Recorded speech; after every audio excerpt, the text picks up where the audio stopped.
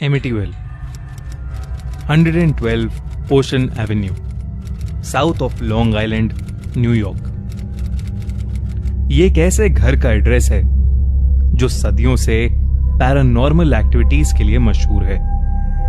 जो भी इसकी कहानियां सुनता है उसे ये जरूर पता लग जाता है कि क्यों इसे लोग दुनिया की सबसे हॉन्टेड जगहों में से एक मानते हैं। कहा जाता है कि इस घर में बहुत लोगों की मौत हुई है और उनके शरीर आज तक इसी घर में दफन हैं। एमिटीविल हाउस पर 1977 में द एमिटीविल हॉरर नाम की एक किताब भी लिखी गई है। इनफैक्ट इसके डरावने किस्सों पर कई मूवीज भी बन चुकी हैं। आज की ये कहानी भी उसी घर में हुई एक सच्ची घटना पर आधारित है।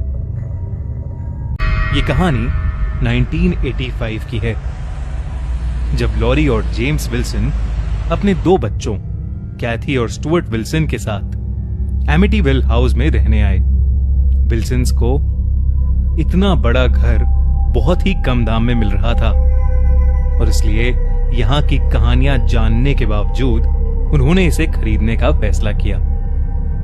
पर वो इस बात से अनजान थे कि जिस खुशी से वो इस घर में रहने आए थे, उन्हें उतनी ही डरावनी घटनाओं का सामना करना पड़ेगा। घर में आए हुए उन्हें कुछ ही दिन हुए थे कि स्टुअर्ट विल्सन फैमिली का सबसे छोटा मेंबर बीमार रहने लगा था। उसे कभी बुखार तो कभी तेज सरदर्द रहने लगा था। वहीं स्टुअर्ट की बड़ी बहन कैथी को अपने कमरे में किसी की प्रेजेंस फील होती थी। रात में हीटर चलाने के बावजूद उसके कमरे में एक अजीब सी ठंड हो जाती थी। स्टुअर्ट की तबीयत से तो उसकी मां लॉरी वैसे ही परेशान थी, लेकिन जब कैथी ने अपने साथ हो रही चीजों के बारे में अपनी मां को बताया तो लॉरी को काफी अजीब लगने लगा। अब धीरे धीरे लॉरी को एमिटीविल घर की कहानियां सच लगने लगी थीं। एक रात जब लॉरी पूरे घर की लाइट्स ऑफ कर रही थी, तब उसे लगा कि कोई दूर खड़ा उस पर हंस रहा है। उसने मुड़कर देखा तो उसका पति जेम्स बहुत ही अजीब तरीके से उसे देखते हुए हंसे जा रहा था। लॉरी ने जेम्स को कई बार टोका, लेकिन उसने कोई जवाब नहीं दिया। वो सिर्फ हंसता रहा। हंसते हंसते वो घर के बेसमेंट में चला गया। लॉरी ये देखकर बहुत डर गई। वो जेम्स के पीछे बेसमेंट में जाने लगी।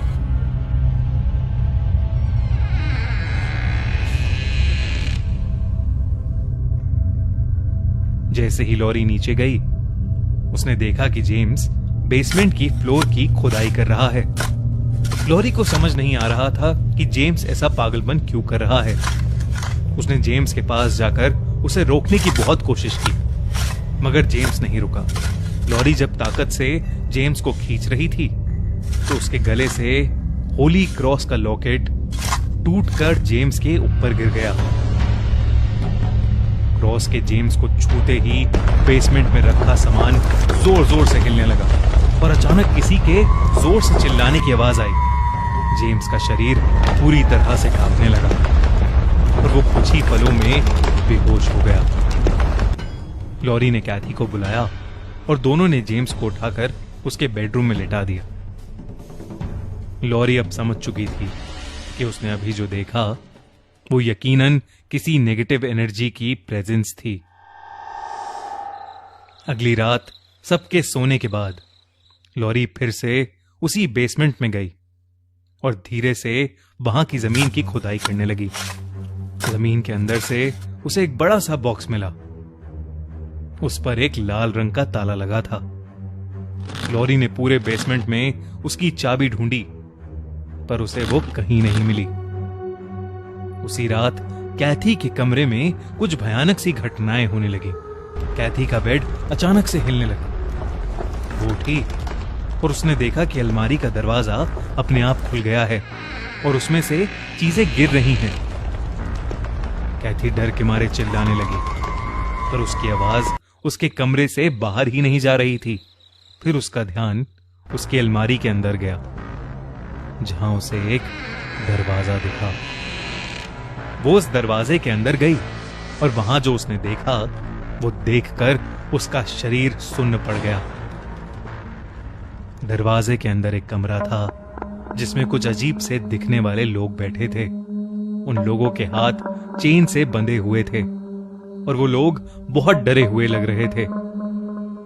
उन्हें देखकर ऐसा लग रहा था कि जैसे वो सदियों से उसी कमरे में बंद हैं।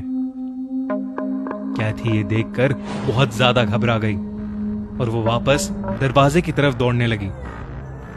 लेकिन फिर उसे पीछे से स्टुअर्ट की रोने की आवाज आई और वो रुक गई।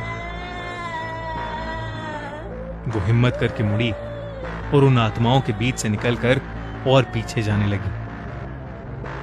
वहां उसने देखा कि उसके पिता जेम्स ने स्टुअर्ट को चेन से बांध रखा है और जेम्स खुद भी अजीब सी हरकतें कर रहा है, जैसे वो भी किसी तकलीफ में हो। कैथी को कुछ समझ नहीं आ रहा था, लेकिन उसने किसी तरह अपने भाई की चेन खोली और उसे वहां से लेकर निकलने लगी। वहीं दूसरी तरफ लॉरी ने बॉक्स का ताला तोड़ दिया और वो बॉक्स खुलते ही पूरे घर की लाइट्स फ्यूज हो गईं। और तो और ऊपर जेम्स जोर जोर से चिल्लाने लगा और उसके हाथ पैर उल्टे हो गए। उसकी आंखें दूध सी सफेद हो गई। वो कैथी और स्टुअर्ट को पकड़ने दौड़ा। कैथी और स्टुअर्ट भी भागकर अपनी मां के पास बेसमेंट में जा पहुंचे। उन्होंने बेसमेंट में जाते ही दरवाजा अंदर से लॉक कर लिया। जेम्स पागलों की तरह दरवाजे को बाहर से पीटने लगा। लॉरी को उस बॉक्स में से एक कॉलोनियल टाइम की राइफल और बुलेट्स मिले। साथ ही उसे बहुत सारे एक्सपेरिमेंटिंग इंस्ट्रूमेंट्स और फोटोज मिली। फोटोज में एक आदमी जिसके नाम के आगे प्रीस्ट लिखा था, चेन से बंधे हुए लोगों को उसी राइफल से गोली मार रहा था। फोटो के पीछे लिखा था कि उस प्रीस्ट को प्रोटेस्टेंट अमेरिकन से सख्त नफरत थी और वो उन्हें अपने एमिटीविल कॉटेज में लाकर बांध देता था और फिर उन्हें वहीं मारकर दफना देता था। इसका मतलब कि जो लोग कैथी ने बंधे हुए देखे थे वो लोग मर चुके थे और वो सब उनकी आत्माएं थीं। लॉरी, कैथी और स्टुअर्ट फोटोज देख ही रहे थे कि तभी जेम्स ने दरवाजा तोड़ा और वो अंदर आ गया। घबराई हुई लॉरी ने राइफल उठाई और अपने बच्चों को बचाने के लिए उसने अपने पति जेम्स पर गोली चला दी, जिससे उसकी वहीं मौत हो गई।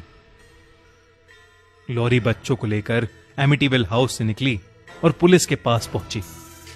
राइफल पर लॉरी के फिंगरप्रिंट्स होने की वजह से कोर्ट ने उसे मर्डर के लिए उम्र कैद की सजा दी और कैथी और स्टुअर्ट को उनकी ग्रैंडमा के पास भेज दिया।